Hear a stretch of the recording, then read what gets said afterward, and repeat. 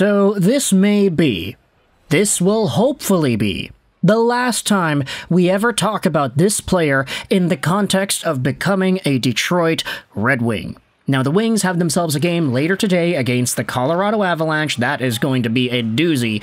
But before we dive into the action of a former superstar-infected rivalry between some of the best organizations to have ever existed in the National Hockey League, let's go out there with a bit of an update, because yesterday we saw ourselves Jacob Trouba finally get traded from the New York Rangers over to the Anaheim Ducks, and it was an entire process that we had to work throughout the morning. There were rumors in the wee small hours of the morning that Jacob Trouba's time in New York was officially over, that he would get sent out or he would get waived or something would have happened, and that was a really big conversation to open up like 6, 7 a.m. in the morning at PST time, and then by the time noon rolled around, Jacob Trouba already got traded over to Anaheim.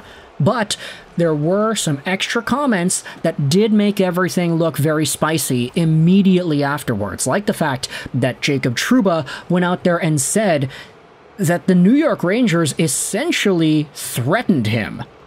Yeah, here's the quote from Trouba based off of what he had said on, I believe this was NHL Network. Trouba said that the New York Rangers told him if he doesn't accept a trade, they will waive him.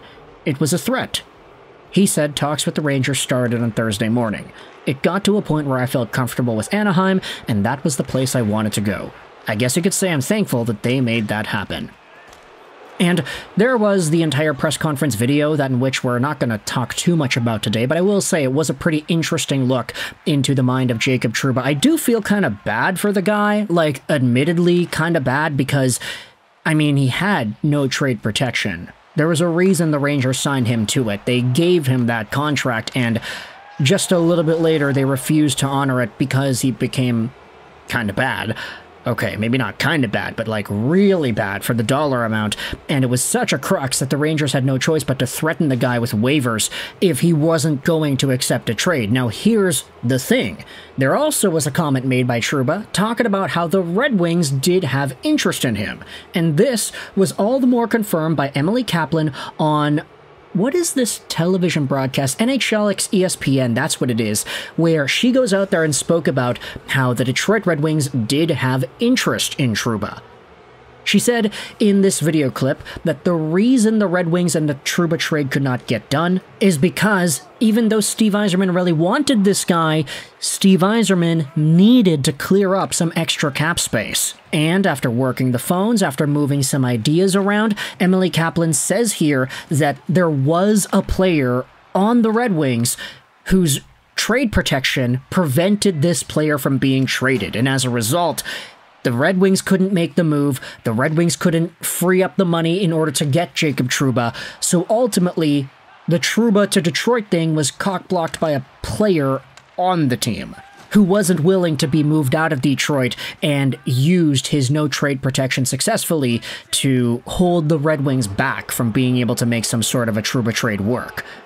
Now, I don't think that's necessarily a new idea. I think it was always kind of spoken about that one of the biggest obstacles that CVY would have in acquiring Jacob Trouba, whether it was this week or back on July 1st when the rumors started leaking out, was that that salary was going to be a really big deal. I mean, there aren't too many guys on the Red Wings that you can trade away that would just automatically open up $8 million, but this is where we dive into some of the speculation side of everything. Agile NYR went out there and said this. I think Emily Kaplan was talking about why a trade didn't happen with Detroit today, not this summer.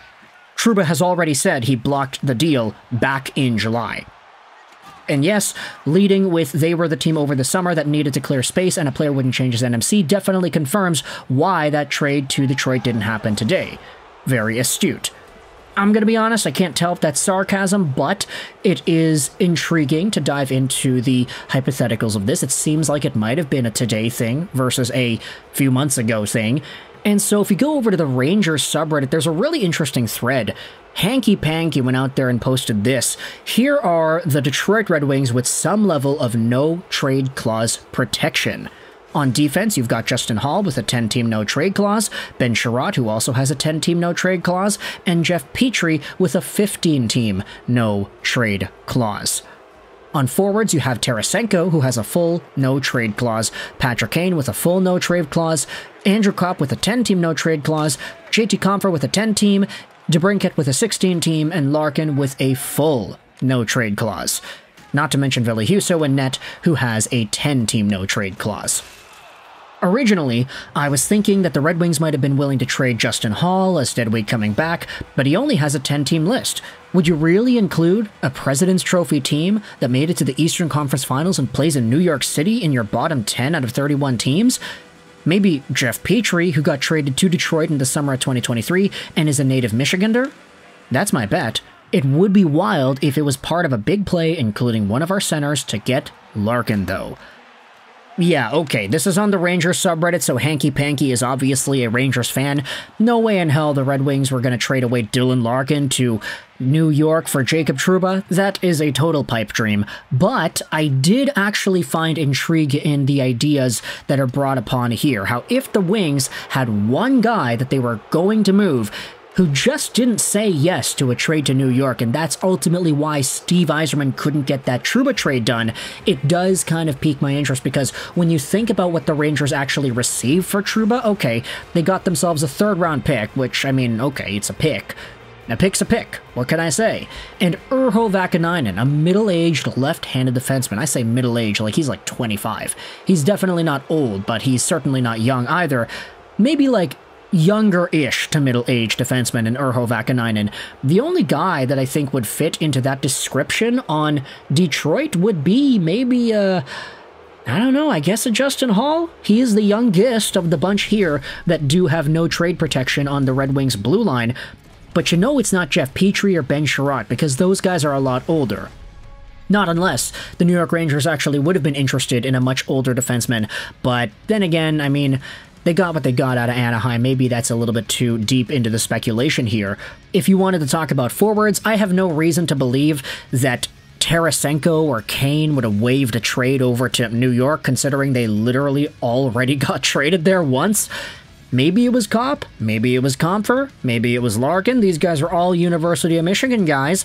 It certainly does feel weird to try to pick apart and analyze which pieces of the Red Wings may or may not have rejected a trade to the Rangers.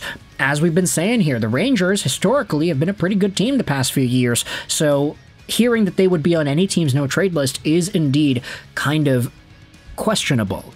Unless, of course, the guy that we are talking about just very much likes Detroit and would rather stay in Detroit than go anywhere else.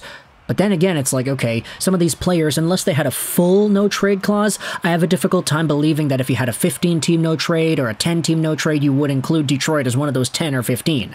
They're just too good and too nice of a location to be put in that position, I would say.